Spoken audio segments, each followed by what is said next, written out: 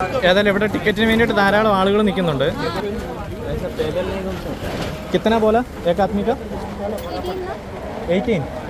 ഇവർ വീട്ടിൽ പറയാതെ വന്നവരാണെന്നാണ് പറയുന്നത്. അപ്പോൾ 5 ദിവസത്തേക്ക് മുംബൈ.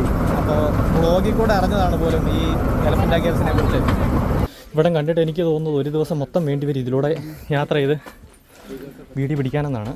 ഏതായാലും പോർച്ചുഗീസുകാരുടെ ഭരണത്തിൻ്റെ സമയത്ത് അവർ ഹൈന്ദവാരാധനയും എല്ലാം തടഞ്ഞ് ഇവിടേക്ക് ആളുകൾ വരുന്നതൊക്കെ തടഞ്ഞിരുന്നു. കുറേയൊക്കെ നശിപ്പിക്കപ്പെട്ടു പോയെങ്കിൽ പോലും 1987 യുനെസ്കോ ലോക പൈതൃക പട്ടികയിൽ ഈ ഒരു ഗുഹാ സമുച്ചയത്തെ ചേർത്തിട്ടുണ്ടെന്നുള്ളത്.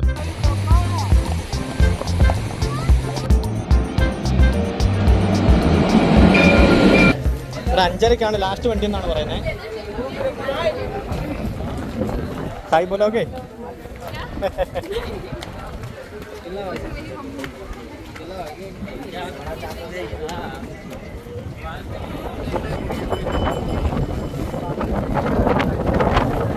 എടാ 5:30 ലാസ്റ്റ് വണ്ടി പോകുന്നു കേട്ടോ. ഒത്തിരി ആളുകളൊന്നും ഇല്ലായിരുന്നു, എന്നാലും മേളിലും താഴെയായിട്ട് കുറേ ആളുകളുണ്ടായിരുന്നു. ഭയങ്കരമായിട്ടുള്ള ആളുകളൊന്നും ഇല്ലായിരുന്നു, അത്ര വലിയ ബോട്ടും അല്ലായിരുന്നു. അപ്പോൾ ഇവിടെ എഴുതിയിരിക്കുന്ന എലഫൻ്റ് മിനി ട്രെയിനിന് കാണിക്കുന്നുണ്ട് ടിക്കറ്റ് സീയർ. टिकट ഇവിടെ കിട്ടുന്നതാണ്.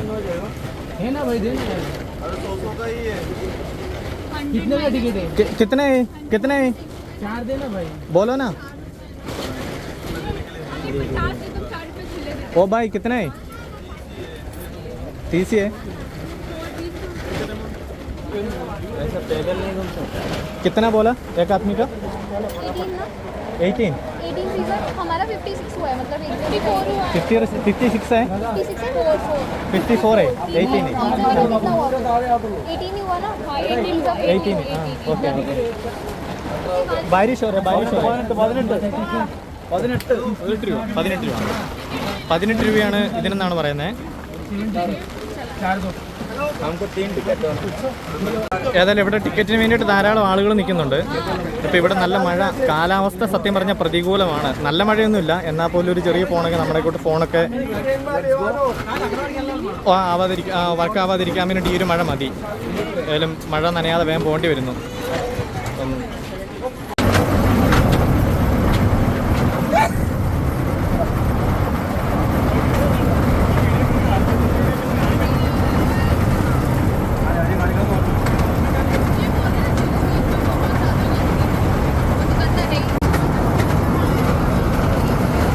ട്രെയിൻ യാത്ര എന്ന് പറഞ്ഞപ്പോൾ എന്തൊക്കെയോ കുറേ പ്രതീക്ഷിച്ചു. ഇവിടെ ഒരു പാലമുണ്ട്, ബോട്ട് ഇറങ്ങിക്കഴിഞ്ഞിട്ട് ആ ഒരു പാലത്തെ കൂടെ ഒരു 100 മീറ്റർ പോകുന്നതിന്, 100 മീറ്റർ അല്ല കേട്ടോ, 100-300 മീറ്റർ ഉണ്ട്. അത്രയും പോകുന്നതിനാണ് ഈ പറഞ്ഞ ഇത്രയും പൈസ. നടന്നു വരുന്നവരും നല്ലത്. ഇപ്പം ധാരാളം ആളുകൾ അവിടെ നിന്ന് തിരിച്ചൊക്കെ വരുന്നുണ്ട്. നമ്മൾ ഇച്ചിരി താമസിച്ച് പോയി, കാരണം അവിടെ നിന്ന് കുറച്ച് ഇച്ചിരി വിശദമായിട്ട് വീഡിയോ എടുക്കണം എന്നാണ് വിചാരിച്ചിരുന്നത്. പക്ഷെ അതൊന്നും നടക്കുമെന്ന് തോന്നുന്നില്ല. ഇപ്പോൾ ഇവിടെ ഇരിക്കുന്നവർ രാജസ്ഥാനിൽ നിന്ന് വന്നവരാണ്. ഇവർ വീട്ടിൽ പറയാതെ വന്നവരാണെന്നാണ് പറയുന്നത്. അപ്പോൾ 5 ദിവസത്തേക്ക് മുംബൈ. അപ്പോൾ വ്ളോഗിൽ കൂടെ അറിഞ്ഞതാണ് പോലും ഈ എലഫൻ്റ് കേവ്സിനെ കുറിച്ച്.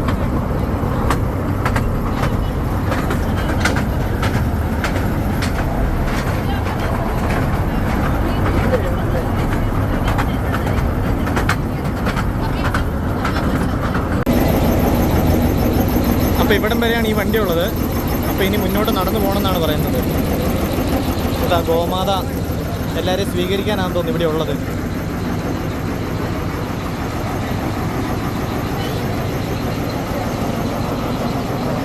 ഇതിലൂടെ മുന്നോട്ട് പോകണം. അപ്പോൾ ഇവിടെ ധാരാളം വ്യാപാര സ്ഥാപനങ്ങളൊക്കെ ഉണ്ട്. സോഫ്റ്റ് ഡ്രിങ്കിനും എന്തെങ്കിലും ചെറുതായിട്ട് കഴിക്കാനും ഒക്കെ ആയിട്ടൊക്കെ മേടിക്കാൻ വേണ്ടിയിട്ട് പറ്റുന്ന ധാരാളം കടകൾ ഇവിടെയുണ്ട്. കരിമ്പ് കട. ഇപ്പം മഴ ആയതുകൊണ്ടായിരിക്കാം ഈ ഒരു വിനായക ചതുർത്ഥി ആയിട്ടും ഇവിടെ ഇത്രയും തിരക്ക് കുറവ്.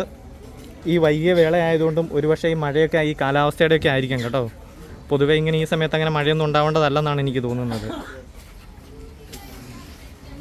5 രൂപയാണ് ഇവിടുന്ന് ഉള്ളിലേക്ക് കിടക്കാനുള്ള ടിക്കറ്റ്. അപ്പോൾ ഇവിടെയും ധാരാളം കടകളൊക്കെ നമുക്ക് കാണാൻ വേണ്ടിയിട്ട് പറ്റും. ഞാൻ പറഞ്ഞിരുന്നു ഇതിന് വലിയ ചരിത്രമുണ്ടെന്ന്.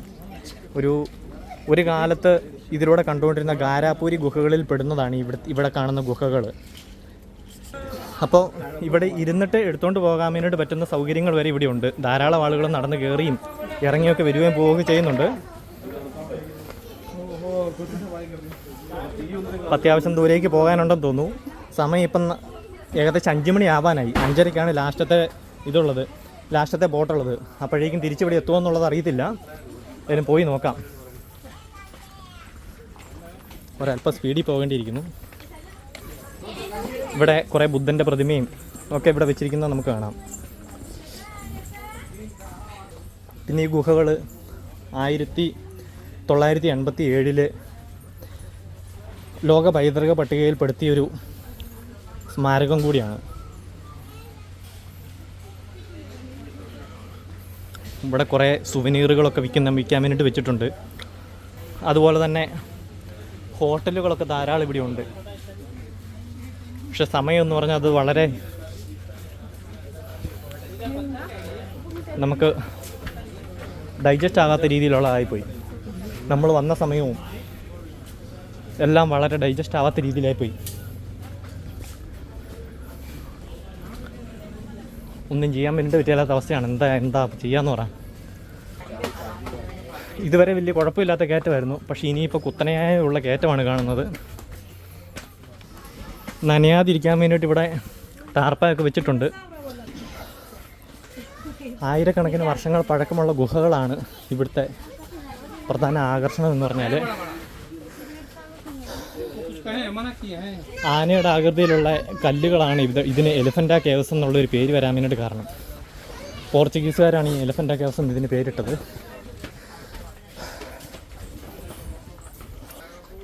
ഇവിടെ കണ്ടിട്ട് എനിക്ക് തോന്നുന്നത് ഒരു ദിവസം മൊത്തം വേണ്ടി വരും ഇതിലൂടെ യാത്ര ചെയ്ത് വീഡിയോ പിടിക്കാനെന്നാണ്.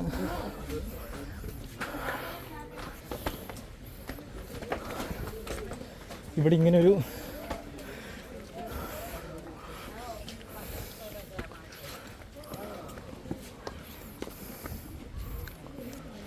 ഇടത്താവളം കാണാൻ വേണ്ടിയിട്ട് പറ്റുന്നുണ്ട്. ഓ, ഇവിടെയും ടിക്കറ്റ് ഉണ്ടോ?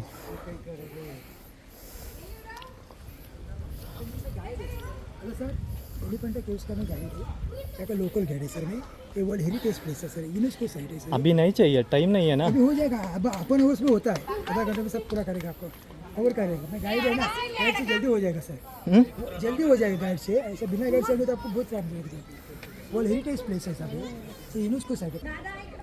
ഇപ്പോൾ ഇവിടുന്ന് കാണുന്ന അടൽ ബിഹാരി വാജ്പേയി ട്രാൻസ് ബ്രിഡ്ജിൻ്റെ കാഴ്ചകളാണിത്. അതുപോലെ തന്നെ നമുക്കവിടെ നമ്മളിപ്പോൾ വന്ന ബോട്ട് ജെട്ടിയും ഒക്കെ കാണാൻ വേണ്ടിയിട്ട് പറ്റും.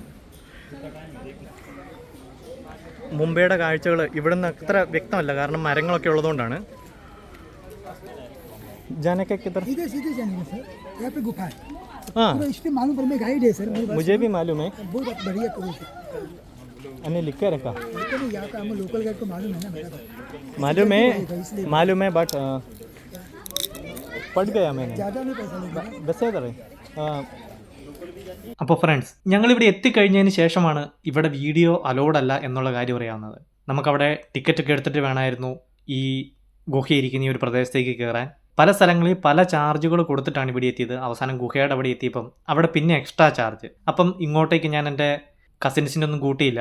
ഞാൻ ഇങ്ങോട്ടേക്ക് ഫോട്ടോ എടുക്കാൻ വേണ്ടിയിട്ട് മാത്രമല്ലേ പറ്റുള്ളൂ, അതും പൈസ എക്സ്ട്രാ കൊടുക്കണം. അപ്പോൾ ഏതായാലും വരണമല്ലോ, വന്നതല്ലേ എന്ന് വിചാരിച്ചുകൊണ്ട് ഞാനിവിടെ വന്ന് ഇവിടുന്ന് കുറേ ഫോട്ടോയൊക്കെ എടുക്കുകയാണ് ചെയ്തത്. അപ്പോൾ ഈ ഗുഹകളെക്കുറിച്ച് പറയുകയാണെങ്കിൽ മഹാരാഷ്ട്രയിൽ അല്ലെങ്കിൽ ഈ ഒരു പ്രദേശങ്ങളിലൊക്കെ ആയിട്ട് ധാരാളം ഗുഹകൾ ഇതുപോലത്തെ ഉണ്ട്. ഇപ്പോൾ അജന്ത എല്ലോറ ഗുഹകൾ, അതുപോലുള്ള ധാരാളം ഗുഹകൾ. അതായത് ഈ ബോംബെ നഗരത്തിനകത്ത് തന്നെ ഒരു ഗുഹകളുടെ ഒരു സമുച്ചയമുണ്ട്, ജോഗേശ്വരി കേവ്സ് എന്ന് പറഞ്ഞുകൊണ്ട്. അപ്പോൾ അതുമായിട്ട് വളരെ കണക്ഷനുള്ള രീതിയിലുള്ള നിർമ്മിതികളാണ് ഇവിടെ ഉള്ളത്. വളരെ പഴയ നിർമ്മിതികളാണെന്ന് നിങ്ങൾക്കറിയാമല്ലോ അല്ലേ? അപ്പോൾ ഇവിടെ പ്രധാനമായിട്ടും കൂടുതൽ കാണുന്നത് ശിവനുമായിട്ട് ബന്ധപ്പെട്ടിട്ടുള്ള പ്രതിമകളാണ്. അർദ്ധനാരീശ്വര പ്രതിമ, കല്യാണ സുന്ദര ശിവൻ, കൈലാസം ഉയർത്തുന്ന രാവണൻ, അന്ധകാരമൂർത്തി, അങ്ങനെ കുറേ പ്രതിമകൾ ഇവിടെയുണ്ട്. സത്യം പറഞ്ഞാൽ ഈ എലഫൻ്റ കേവ്സ് എന്ന് പറയുന്നത് 3 ചെറുമലകളിലായിട്ട് ചിതറിക്കിടക്കുന്ന, പല സ്ഥലങ്ങളിലായിട്ട് കിടക്കുന്ന ഗുഹകളുടെ ഒരു സമുച്ചയമാണ്. 3 മലകളാണുള്ളത്. അപ്പോൾ ഇതിനകത്തൊരു പ്രധാന കാര്യം എന്താണെന്ന് വെച്ചിട്ടുണ്ടെങ്കിൽ ഇവയെല്ലാം തന്നെ ഇപ്പോൾ ശിവൻ്റെ ഇതുമായിട്ട് ബന്ധപ്പെട്ട് ഹൈന്ദവ ആരാധനയുമായിട്ട് ബന്ധപ്പെട്ടിട്ടുള്ള ഗുഹകളാണെങ്കിൽ പോലും പണ്ടിതുണ്ടായിരുന്നത് പക്ഷെ അങ്ങനെയല്ല. അതിനു മുമ്പ് ഇത് ബുദ്ധമതവുമായിട്ട് ബന്ധപ്പെട്ടിട്ടുള്ള ആരാധകരുടെ ബുദ്ധമത ചിഹ്നങ്ങൾ വഹിച്ചിരുന്ന ഗുഹകളൊക്കെ ആയിരുന്നു. ഇപ്പോൾ ബുദ്ധർ ഇവിടെ ഈ മഹാരാഷ്ട്ര ഏരിയയിൽ ഈ ഒരു പ്രദേശത്തൊക്കെ ധാരാളം ബുദ്ധരുണ്ടായിരുന്നു. അപ്പോൾ അവർ താമസിച്ചിരുന്ന അവർ ജീവിച്ചിരുന്ന ഒരു ഏരിയകളൊക്കെ ആയിരുന്നു ഇത്. പിന്നീട് ബുദ്ധമതം അടിഞ്ഞു പോവുകയും അതുപോലെ തന്നെ ഹൈന്ദവ മതം കയറി വരികയും ചെയ്തതോടുകൂടി ഇത് സ്വാഭാവികമായിട്ടും ഓട്ടോമാറ്റിക്കലി ബുദ്ധമതത്തിൽ നിന്നും ഹൈന്ദവ മതത്തിലേക്ക് വരികയാണ് ചെയ്തത്. അപ്പോൾ പിന്നീട് അതിനുശേഷം അവിടെ നിർമ്മിതികൾ പലതും വന്നു. അതായത് ഈ ഹൈന്ദവരുടെ ഇതായിട്ടുള്ള ഗുഹകളാകാൻ അതിൻ്റേതായ ചിഹ്നങ്ങൾ പുതിയതായിട്ട് കൊത്തുകയും അങ്ങനെയൊക്കെ ചെയ്തു. എങ്കിൽ പോലും ഇവിടെ ബുദ്ധമതസ്ഥരുടേതായിട്ടുള്ള ഗുഹകളും ഇവിടെയുണ്ട്. പക്ഷേ സമയപരിമിതി മൂലം അവിടെ പോകാൻ പറ്റുന്നില്ല എന്നുള്ളതാണ് ഞങ്ങളുടെ ഒരു ദുഃഖം.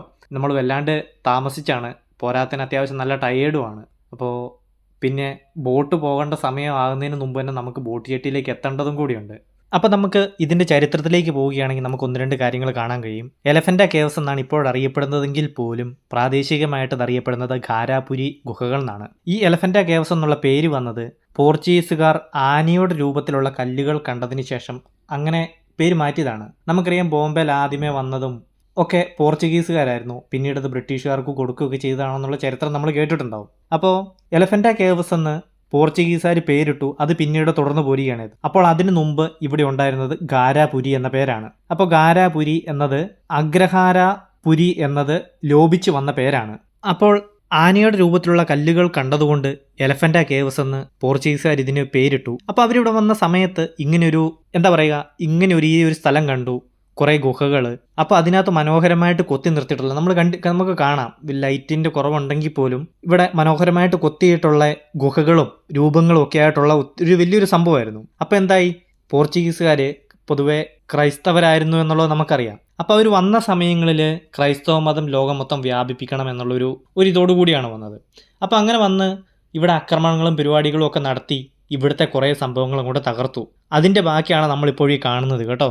പിന്നെ ഇവിടുത്തെ ഈ ഗുഹകൾ നിർമ്മിച്ചിരിക്കുന്നത് 9-ാം നൂറ്റാണ്ടിൻ്റെയും 13-ാം നൂറ്റാണ്ടിൻ്റെ ഇടയ്ക്ക് ഭരിച്ച സിൽഹാര വംശജരുടെ കാലത്തും അതുപോലെ തന്നെ രാഷ്ട്രകൂട വംശജരുടെ കാലത്തുമാണ്. ഏതായാലും പോർച്ചുഗീസുകാരുടെ ഭരണത്തിൻ്റെ സമയത്ത് അവർ ഹൈന്ദവാരാധനയും എല്ലാം തടഞ്ഞ് ഇവിടേക്ക് ആളുകൾ വരുന്നതൊക്കെ തടഞ്ഞിരുന്നു. അപ്പോൾ ഏതായാലും ബ്രിട്ടീഷുകാർ വന്നതിന് ശേഷം അത്തരം വലിയ നടപടികളൊന്നും ഉണ്ടായില്ല. അതിന് പകരം 1909 കാലഘട്ടങ്ങളിൽ കൂടുതൽ നശിക്കുന്നത് തടയാനുള്ള നടപടികൾ ഇവർ കൈക്കൊണ്ടു. അതുകൊണ്ട് തന്നെയാണ് നമ്മൾ ഇന്ന് ഈ കാണുന്ന നിലയിൽ സത്യം പറഞ്ഞാൽ ഈ ഒരു ഗുഹകളൊക്കെ വലിയ തട്ടുകേടില്ലാതെ നിൽക്കുന്നതെന്ന് നമുക്ക് പറയാൻ കഴിയും. അതുപോലെ തന്നെ 1970കളിൽ ഇവ പുനഃസ്ഥാപിക്കപ്പെട്ടു. അതായത് കുറേ എണ്ണം നശിപ്പിക്കപ്പെട്ടു പോയതും അതെല്ലാം പിന്നീട് പണിയുകയോ അല്ലെങ്കിൽ പുതുക്കി പണിയുകയോ അല്ലെങ്കിൽ കേടുപാട് തീർക്കുകയോ ഒക്കെ ചെയ്തു. ഈ 1970കളിലാണ് കേട്ടോ.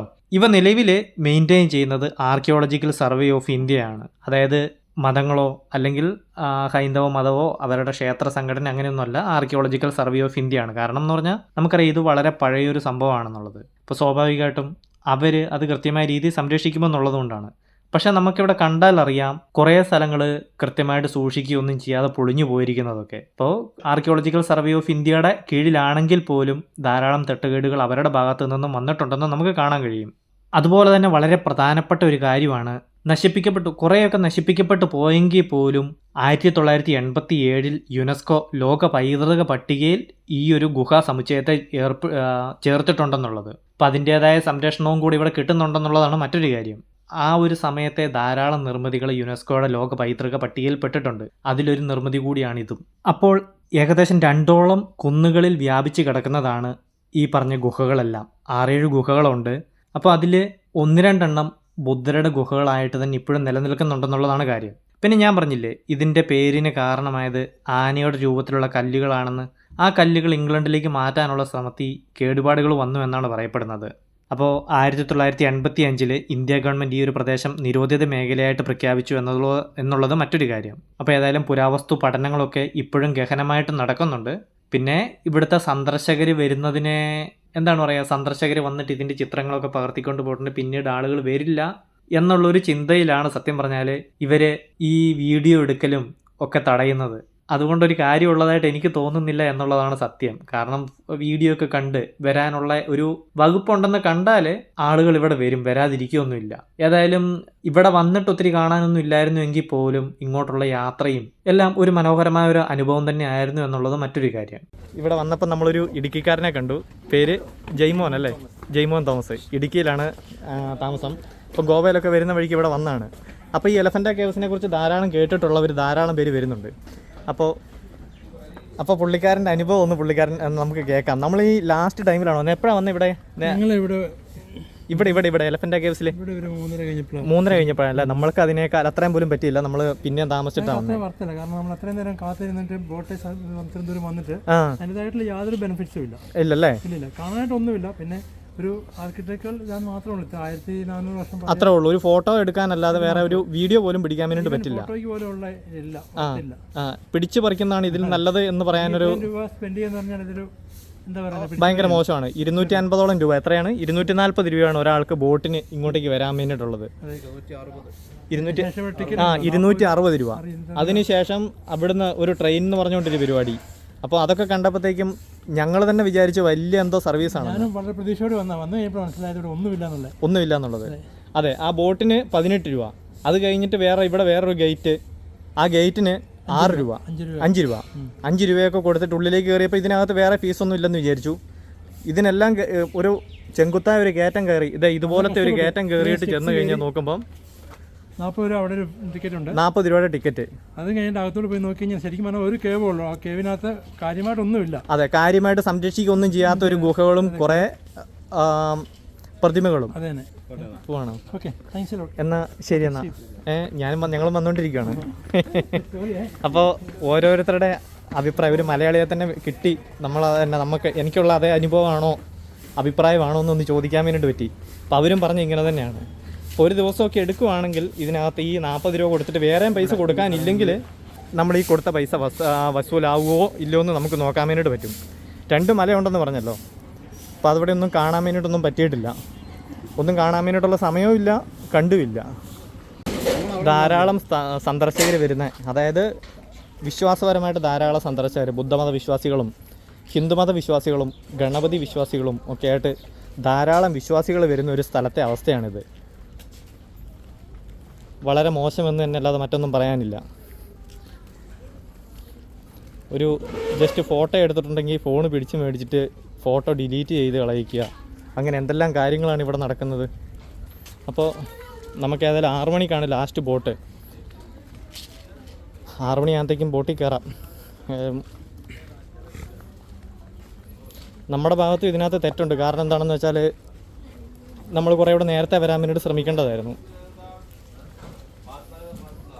അത്യാവശ്യം നല്ല രീതിയിൽ തന്നെ ഒരു 3/4 മണിക്കൂറോളം ബോട്ടിന് വരാനും ഉണ്ട്.